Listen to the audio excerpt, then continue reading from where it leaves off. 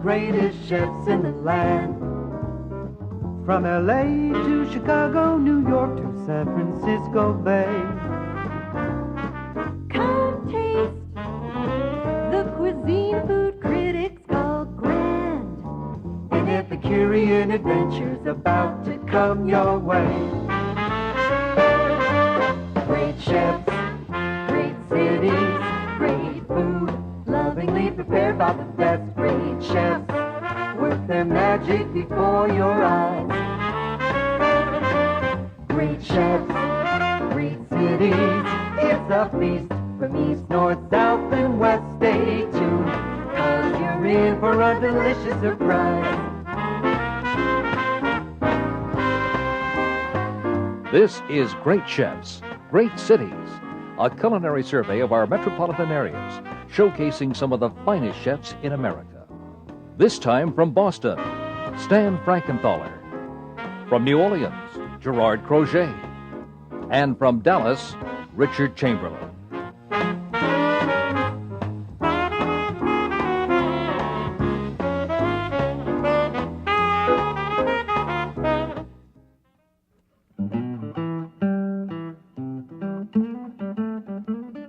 Stan Frankenthaler has worked in and around Boston for over 10 years. At the time of this taping, he was partners with another up-and-comer, Chris Schlesinger, at the Blue Room in Cambridge. The menu was a crosshatch of ethnic inspirations like this first course, Peruvian sweet and sour quail. This dish is Peruvian by inspiration, but I think it's a lot more of an international dish than that. Sweet and sour flavors and sweet and sour dishes are common throughout the world. This is I think in South America, a lot of the cooking style was brought there by Europeans who traveled, traded, settled there. There's an abundance of sweet and sour dishes in Italy and Spain and France, of course in Asia.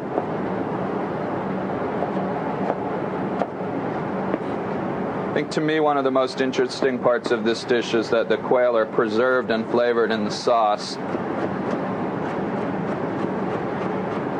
They should remain in the sauce for a couple days at least to pick up the sweet and sour and the spice flavors before being pan fried.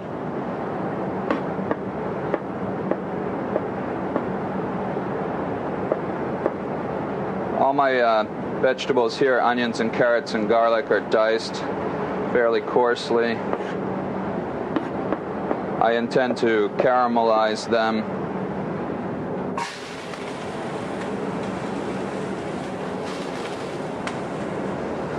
While these vegetables are caramelizing, I'm going to get the rest of the sauce ingredients together. I have diced, seeded, and peeled tomatoes.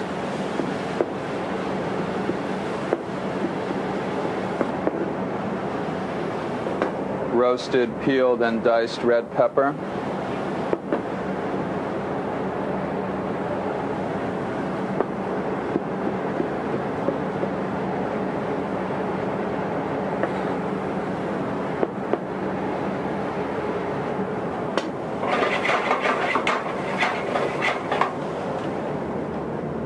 Fresh ginger root.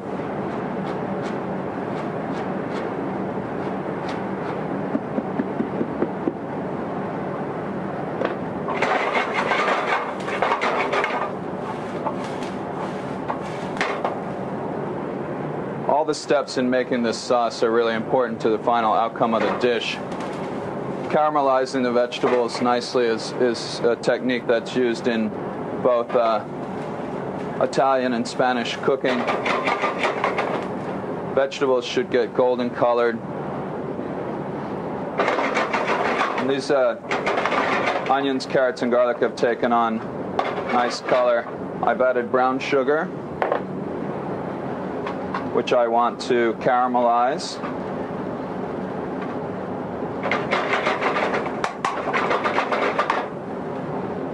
This is an important step to also be careful about. Like the vegetables, burning the caramel will impart bitter flavors in the sauce, which you don't want to have.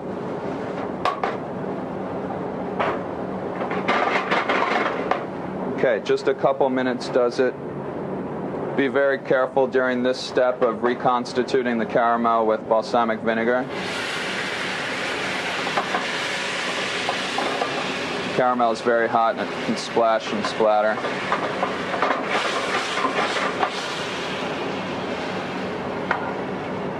Use a fairly high percentage of vinegar. Good strong wine vinegar is important to use. Also using a country style red wine, which is strong and somewhat acidic.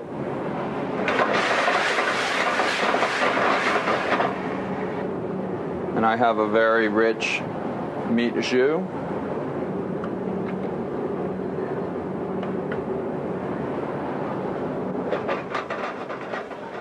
At this point, the mixture is reduced by 25% before dried figs, golden raisins, and coarsely chopped dried apricots are added.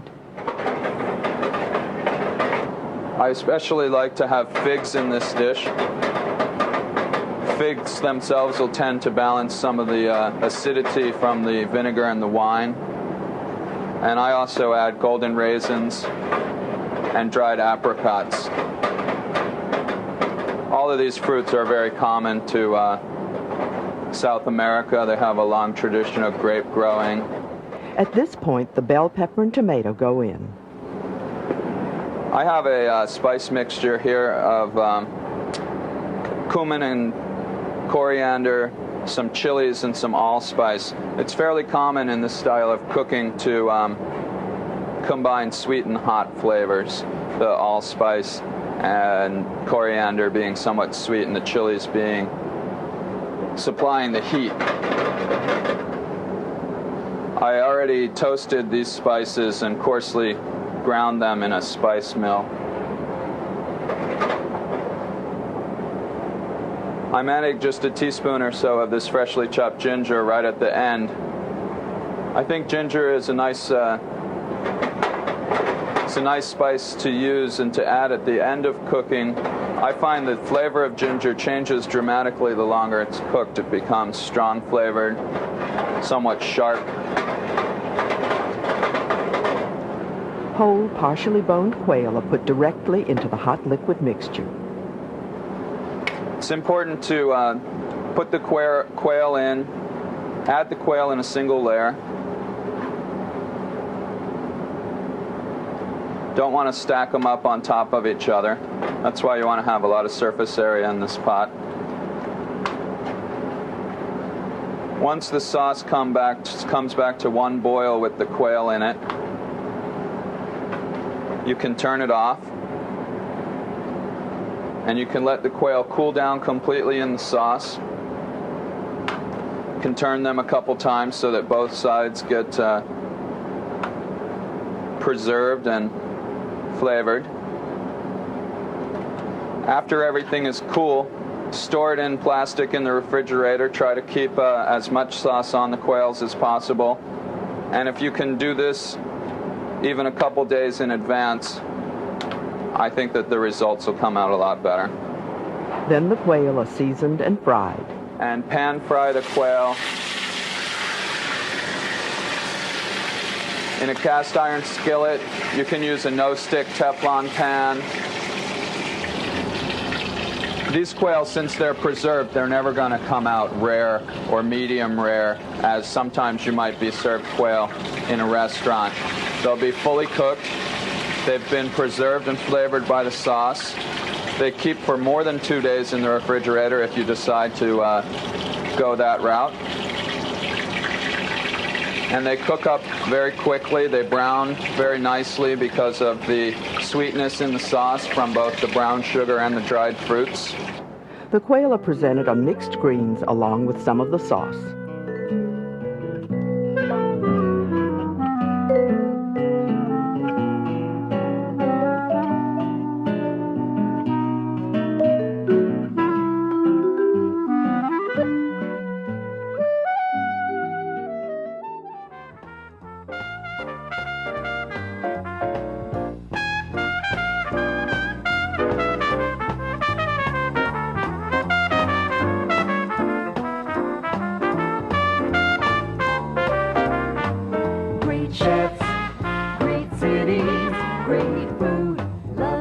prepared by the best great chefs on a gastronomical spree. Great chefs, great cities, what a feast from east, north, south, and west suits on. And we want to wish you bon appetit. Great chefs, great cities.